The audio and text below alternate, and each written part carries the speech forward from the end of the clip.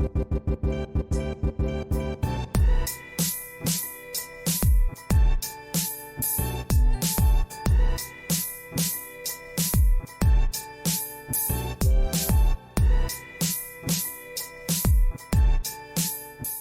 right, Ayo. Welcome back.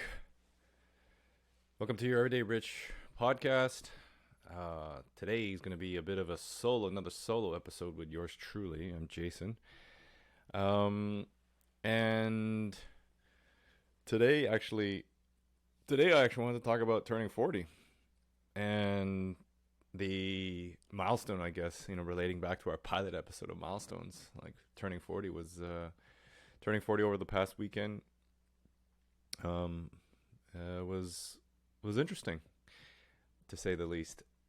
I'm recording this obviously a few days after my birthday, and all the emotions that come with turning 40, a so-called milestone year in your life, was quite a bit of an interesting roller coaster.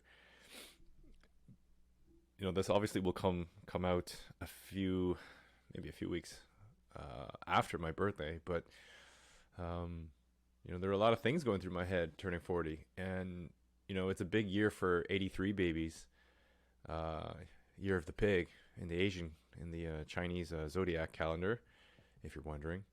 But a lot of my friends and Jen's friends are all 83 babies. It was kind of crazy how some of our friends turned 40 already and earlier in the year. And we had some really amazing celebrations of life with them. And some of their friends kind of had a low key, and shit, I didn't even know they had their birthdays, some bad friend. But some just went on their merry way. And it was definitely something that was up for debate on when even a few months ago when we were celebrating my other friends' birthdays. It's like, Jay, what are you gonna do? And there's all these social pressures, right, of like the milestone. It's like a huge birthday, and you're almost kind of expected to celebrate big, almost, in a way. Whereas deep down inside, I don't know, I had this like vibe of low key. I don't know what it was.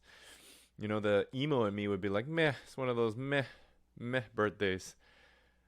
But the optimist and the enthusiast in me would be like, come on, man, let's do something. But it's interesting that we kind of weighed this out, and I looked back and reflected about the last 10 years of birthdays, which I have to acknowledge is pretty amazing to be able to say, hey, we get to celebrate another year, because obviously there's people that don't get to celebrate that. And I totally acknowledge the fact that it's, as we get older, life is very precious, and not everyone gets to live out those days. So we should be extremely grateful and happy that we get to, but obviously being human, it's you kind of are in the moment of emotions. And for the last 10 years I was pretty much low key. Every birthday's been low key, and it's almost like New Year's, right? New Year's, it was like, oh man, we need to go celebrate big, and we did that before, obviously. Big New Year's parties, New Year's Eve parties, hanging out with the friends or random strangers at clubs or whatever. But ever since having kids, it's just been like very low key. And I think that's just a natural progression. I think depending on your personality, right? Don't get me wrong, I love a big party. But I'm kind of entering this phase of life where it's just like, nah, I'm good with low key too, because you can still celebrate low key. It just doesn't have to be like spectacularly grand.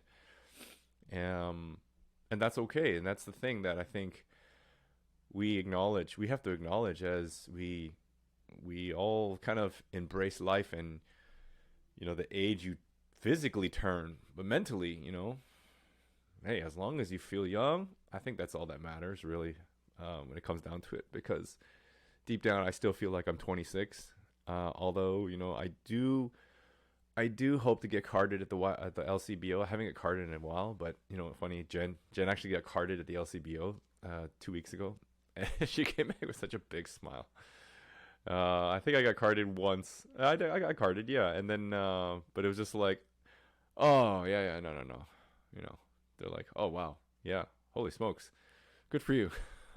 Right? So that was that. Didn't do anything too much. Dinner with the parents, both sides. I'm missing my brother. He's coming back from Asia, which gonna be super awesome to hear his gallivanting for the last many months. But at dinner there was this thing. We went to Japanese barbecue. I don't know if you've ever had it, but it's essentially like Korean barbecue, but it's more or less unseasoned meat, or just very simply seasoned protein, and not as a heavily in the sauces and the drenched in like Korean barbecue flavor. But every time you go out to dinner and you have this thing called gratuity, right? And we're always talking about this whole like inflation, and obviously gratuity has always been around in North America, and it's becoming almost absurd, as you kind of observe this. It's like when you go to pay and you see the machine, and funny enough, we were at the this is a Japanese barbecue, it's owned by Orientals, debit or cash only, no credit card. So it's like, god damn it, can't get your Amex points, right? First world problem. But then they're obviously trying to save the fee, but then have the machine of debit come up and it goes, what have you been seeing and observing lately with the gratuity amounts that like the first option? I think before it used to be like 10%, or even 5%, and then now I seeing as like low as 10, rarely, but most commonly I see 15 to 18% starting. A lot of like bars and pubs have 20% starting. It's like, come on, like really. And this is the thing that I've had. I've kind of been. I'm not sure why this tipping culture has become so like. This tipping culture has become so widespread, and people are trying to like, become woke all about that. It's like, no, like we're almost normalizing low income wage skills as like we should subsidize. If you're not doing these jobs, you should be subsidizing and helping the people that are, because they don't get paid fairly or they don't get paid enough. And to an extent, I'm okay with that, because I get it. There are a lot of jobs that no one really wants to do. But on the flip side of things is that you have a choice, you have an option to work there for that wage that you're getting paid. And when it comes down to it, you're the one that chose to work there. So to argue and complain about not getting enough tip because you get underpaid really shouldn't be at the diner's expense. Because realistically, what is a gratuity? Right? When you think about it, a gratuity is you providing additional, you giving an additional money or compensation for a service that is above and beyond your expectations. And if our expectations are good service, or give me even better service than I would, then yeah, I will give you at least the minimum, if not more. Like, and I think that's been lost in recent years, whereas tipping has almost become standard, right? In North America, it's like you are supposed to tip regardless of how good or how bad the service is. And I think that's bullshit, because if you are working for tips and gratuity, and that goes with any kind of industry where it's a services industry, like if you're just providing the same service, standard service, why should you be getting tipped more or expect to get tipped more? So I think that's just a bit a bit backwards there. But um, if you look at it, compare it in Asia, there is no tipping. I mean, even in some parts of North Europe, like tipping is not standard. I remember going to Japan and we left money on the table at a restaurant, and the waiter came back running outside after we left and be like, no, no, no, you take the money. And we're like, no, we won't give it to you for tip. And they're like, no, no, no tip. And we're just like, what? And then we figured out like this was a standard. This was the culture of you didn't have to give tips. So, this was years ago, like years and years ago, 10, 12, 13 plus years. Oh man, I don't even know how long ago, long, long time ago. And it's probably the same. So if you've ever been to Asia and you've come back, let me know if that's the case still, but I'm pretty sure it is. And I think that should be adopted. That kind of culture should be adopted. You have the option of tipping or not. And that's exactly what will incentivize people to work harder and provide superior service at their jobs. Because realistically, if you're just going to half-ass it, don't expect to get paid well. I think that goes with anything. And last funny story here about tipping. A long time ago, I think this is part of my tipping upbringing, my tipping programming. When I was a kid, we were dining at a Chinese restaurant, and my dad was paying for all of my uncles and relatives and cousins. And the waitress came up to my dad and gave the bill and basically said, "Oh yeah, it's this much," and then it was just like, "Oh yeah, make sure to put the tip on there, right? Put the tip on there." And something in my dad just flipped out, and he was just like, "What?" And mind you, give you some context. My dad comes from the food industry, restaurant industry, so he comes from a services industry. And he just completely flipped out on this waitress. Started cursing at her in Chinese, in Mandarin. It was just like, what do you think this is? Like, what? You expect me to give you the tip? Like, you're asking for the tip before I even paid for the bill? Get the hell out of here. And he was like so adamant on not paying a tip. My aunt actually had to hold him back and ended up paying the tip because he took the money back and was like, I ain't giving you a tip because of that. And it was kind of funny how like even back then we observed this entitlement of like receiving a tip if you're in the services industry. So it's just kind of crazy how it hasn't really changed, and who knows what will make it change. But yeah, so that was pretty cool. Chill, chill night, chill weekend. Getting too much food in. Double entrees every meal, triple entrees at dinner, way too much. But this turning 40 thing kind of made me think a lot too about like holy shit, I'm turning 40, and over the last few years there's been a lot of personal growth. I think that both Jen and I and a lot of our friends and relatives have all been going through. Right, we're getting to this point in our lives where you are now searching deeper for kind of what this all means. Like, what are we all doing this for? And I have to say, as I approached 40, even before that, it no one even tells you what a midlife crisis is. You kind of joke about it when you're younger, and you see the balding dude with holding onto the last locks of their hair, driving brand new Corvette or a Porsche top down in the summer.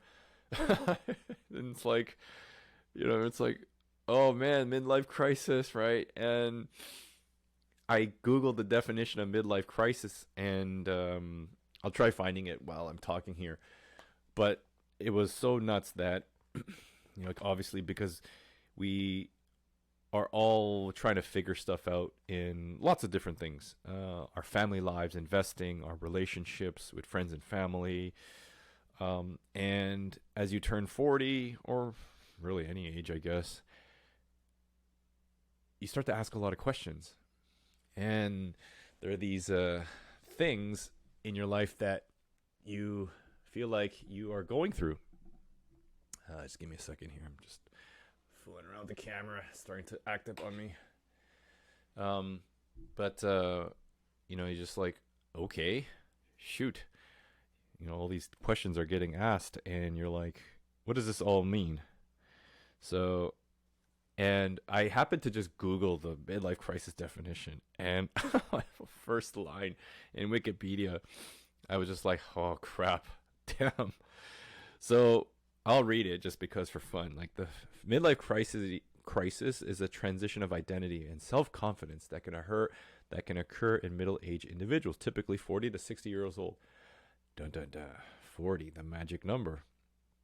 And the phenomenon is described as a psychological crisis brought on by events that highlight a person's growing age, inevitable mortality, and possible lack of accomplishments in life.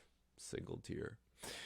And this may produce feelings of intense depression, remorse, high levels of anxiety, desire to achieve youthfulness and make drastic changes in their current lifestyle, or feel the wish to change past decisions and events. And pretty much I read this as you were trying to figure out the reason why, right? And I almost literally laughed and cried at the same time as I read this to Jen. And I realized that even though psychologists will call it whatever they want, and you may say, oh, I'll never experience this or whatever, right? Shit, you might be going through it now and you're not even 40. You might be going through it when you're 50 or 60 or whoever. But, when I look back at it and I basically said, shoot, I've been blessed to live 40 years. Really, I think the first 40 years, and if I relate this to almost kind of like courses in university, when you take courses, the first 40 years was basically figuring out the how-tos, right? You figure out the how-tos in life. And obviously that will never stop because we continuously are learning. But the first 40 years were like, you figure out what you actually don't like. You go to school, you're like, I don't like calculus. I don't like this. I don't like life sciences. I don't like whatever. And you're like, I don't like working with my hands, or whatever. And really it's like a trial and error, right? You're just figuring stuff out because you just throw shit on the wall and see what figures. You just run with it. And that whole concept of like, fly the plane, put the plane in the air, figure out how to fly after. And where, this whole thing of the first 40, it's almost really like you can compare it to anything in your life that you do. Is the how-tos. And the next 40 is the why, right? I call it the back 9. Like the front 9, you kind of figured out how to play golf. The back 9, now you're really playing for all the marbles, right? You have a reason why. You figured that out. Because those reasons become more important. And yes, the whole definition of midlife crisis can contextualize that into something explainable. But, really, if I think about it, life is all about a why. And now that turning 40, even before turning 40, the whys got deeper. They got more important. They got realized, right? Because instead of just going through the motions of the how-tos, you're trying to understand why you're doing this. And if we relate this back to investing in your financial journey, investing in building your wealth and figuring out how to manage your money and grow your money, that's all trial and error. And yes, it may take you 40 years. It may have taken you 10, 5, but that's the first part, right? The front 9 of your investing is figuring out what style investor you are, how you are with your money, the type of personality you have, uncovering the money scripts that you grew up with. And then the next part of that, the back 9 of your investing, is now figuring out, okay, now that I understand what I'm dealing with personally, all right, what do I do about it, right? And why am I doing all this? Because yeah, it's all fine and dandy to go like put money into a bunch of stocks, buy a bunch of real estate, and go buy assets over liabilities and all the rah rah rah of investing to build your wealth. But why the hell are you doing it for? And that's the big question, right? And that's that whole like existential question that I think for me and maybe for other 40-year-olds, 83 babies are going through, right? We're asking ourselves why. Because, we've been running at full steam for the first 40 years, and now is it a yield sign? Are we encountering a yield sign on the path of life that basically says, hey, whoa, whoa, whoa, whoa, whoa. Okay, figure out why you really want to do this for now and why you're doing it. So, I don't like the analogy of a fork in the road or a decision, but it's a yield is more just taking a breath, taking a glance, and realizing, okay, what am I doing that's right? What am I doing that's wrong? Before I put my gas back onto the pedal to go onto that freeway, right? That on ramp. So, that's just kind of the midlife crisis joke that got running around with Jen and I, and it led me to go down a lot of rabbit holes of stuff on the internet and asking other people and realizing that this is just a phase in life that we all go through, and no one can ever really give you the full picture and context without you actually getting there. And it's just like, if you're investing, it's easy for people to say, yeah, keep it simple, invest in low index ETFs, do it all every month, a dollar cost average, or invest early because you have time and all that stuff. It's very easy to say that and tell you after the fact, I told you so, right? It's very hard to realize in the moment that that's probably something that we could have done, should have done, but the next 40, the next phase, your back nine should be focused on, man, all right, I got all this amazing life ahead of me, and I got reasons to do it. So let's really, really put our foot on the gas, right? Because there's always time. There's always time, and we should always look at that. Even though, yes, time, you're not getting more time of it, and I've always said that it's our biggest commodity now. You can have all the money in the world, you can do all this crap, but if you don't have your health, if your mind's not right, if your body's not right, all that shit doesn't matter. So, I take this from a boomer. Take care of yourself, take care of your money, take care of your head, take care of your body, take care of the people around you, and don't let the foot off the gas, right? So anyways, that's just a long-winded way around the midlife crisis experience that I'm going through, I guess. Whatever. I think it's cool too. Obviously, getting a bit older is a unique gift because there's life experience that cannot be taught other than through straight exposure, right? You could tell young people all about the things that they can do and the things that you've encountered, but it's hard for obviously anyone that has never experienced something to really understand it in full context. And it kind of almost like it freakishly reminds me of my dad telling me stuff like, I've told you in 30 years, China will be one of the biggest countries in the world. And if you don't want to learn Mandarin, and if you're not going to learn Mandarin, not, it's probably going to be a detriment to yourself. And it's funny because we're obviously, we're Chinese, and my Mandarin and Cantonese is conversationally poor. Enough to get by or find the washroom or order food and tell someone to F off. But seeing what has transpired over the last 30 years with, these emerging markets and third world countries become like superpowers, you're almost just like, damn, what kind of benefit that could have been.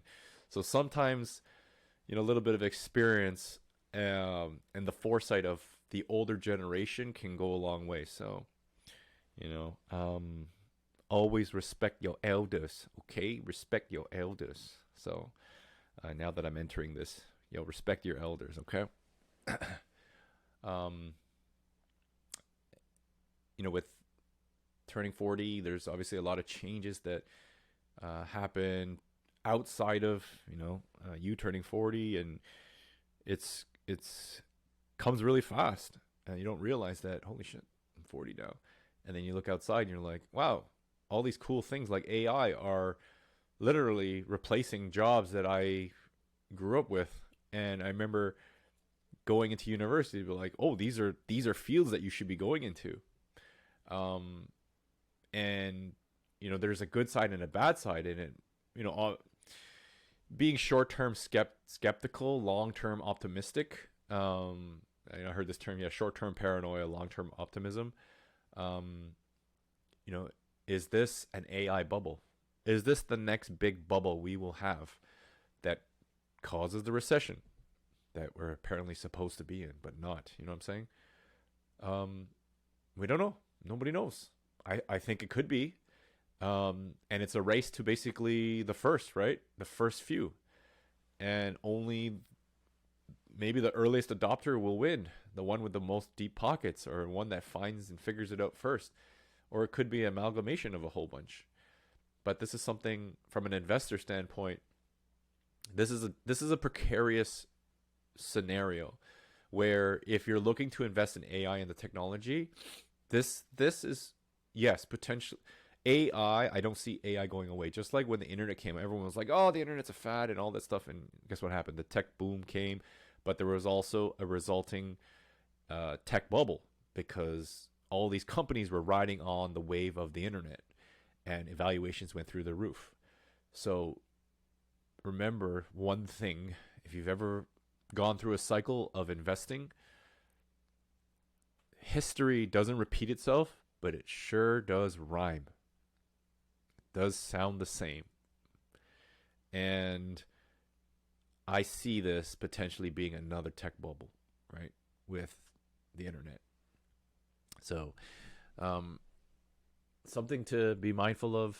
It's could be, who knows, this could be Skynet in the making, or it could be just another tool that we get to use in our tool belt, and really makes us super efficient, like literally super efficient. It's so cool, right? I'm sure you guys have played around with ChatGPT, but think about it. When I went to university, everyone was talking about programming. You should be going into programming and learn coding. And obviously a lot of people did, right? A lot of people learned coding. And guess who created the AI? Coders and programmers. And it's almost this irony that programmers programmed their fate. Like, this is literally Skynet. But I also see it as the other side, where sure, this could eliminate jobs, and it will. It will eliminate jobs, potentially eliminate careers, or make certain industries much smaller and not as valuable, because it's almost like manufacturing. You think about anything that could be automated could be replaced, right? This thing about, well, if a machine can do it, think literally, if a machine can do it, well, what does that mean for your job? And how do you protect yourself? Right? Ultimately, in a world where we still have this physical world that has services and products need to be made, products can be automated, some services can be, I guess, replaced with machines.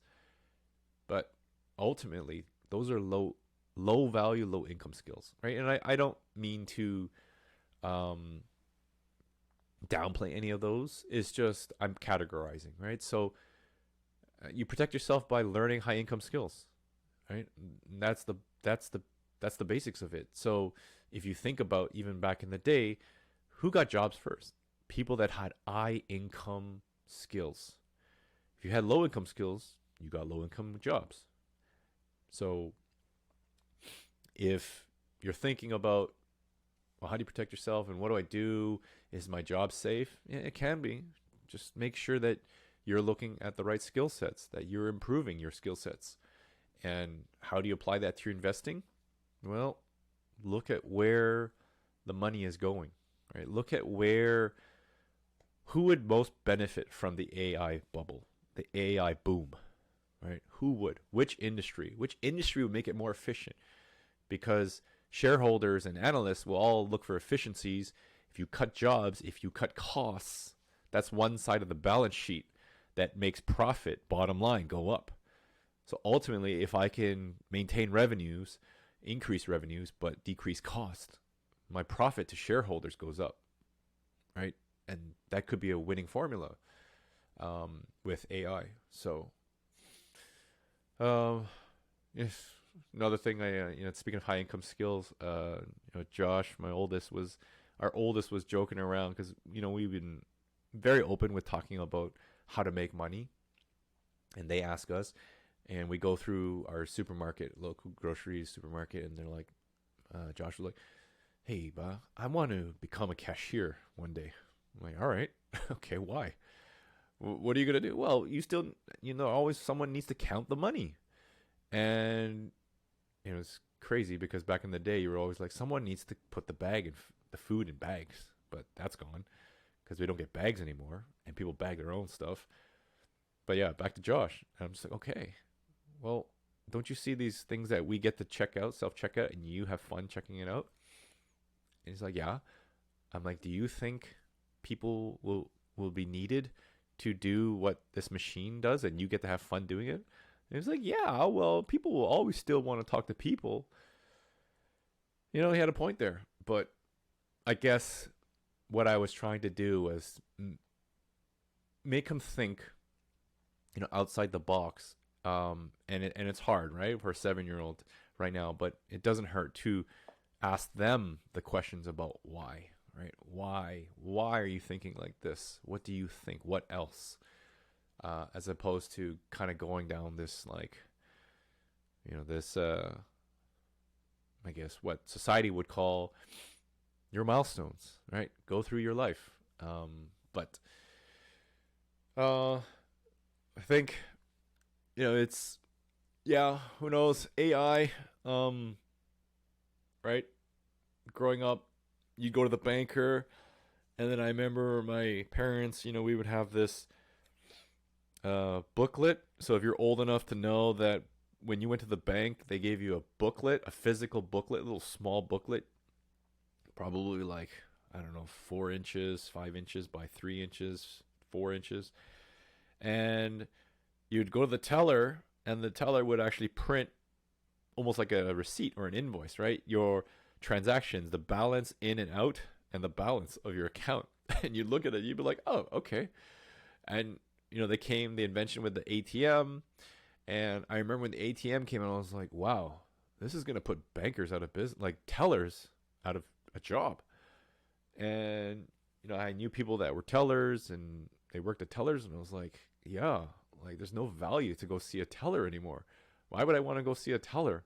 And as I got older, that became more and more apparent. And I remember talking to an older coworker. They're like, I still like going to the bank to interact. And I was like, you're probably one of the dying breeds, because soon enough, you won't have a person like that to talk to at the bank. It will be go to the machine. And now, what's everyone's behavior? Go to the machine. No one even wants to talk to anyone. Plus, the people that are at the counter probably can't do it as efficiently as you figuring out online or calling in. But yeah, it's just something to, if you do want to catch the early wave of something like a boom, look for what the trends are, right? Look for these small trends that lead to bigger trends. And